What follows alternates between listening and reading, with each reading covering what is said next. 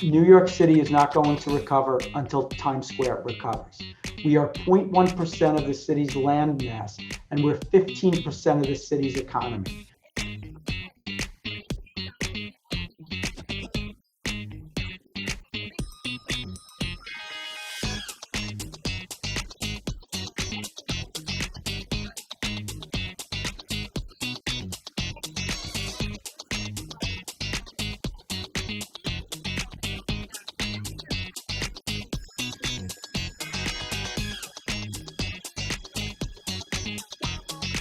If you look here, the Old Navy is empty. There are a few other vacant spaces scattered around the area too.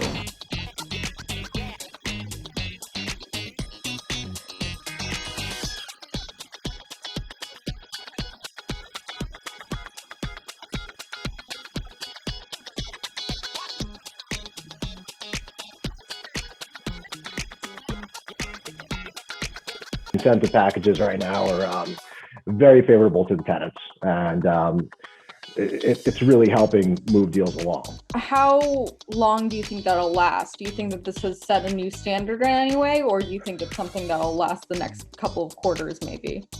Listen, I think for the right tenant, for the right credit tenant, we're going to continue to see pretty strong incentives when it comes to concession packages. In turn, will rents maybe increase and come back to levels that we had seen pre-COVID as a result? Yeah, I'm sure certain landlords are going to buy up the rent with great concession packages.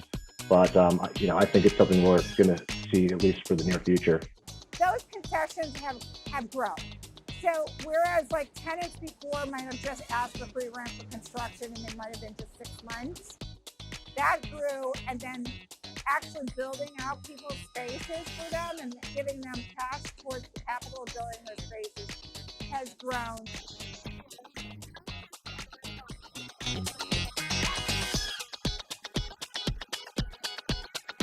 According to RevMe, rents in Times Square have declined 42% since the fall of 2015.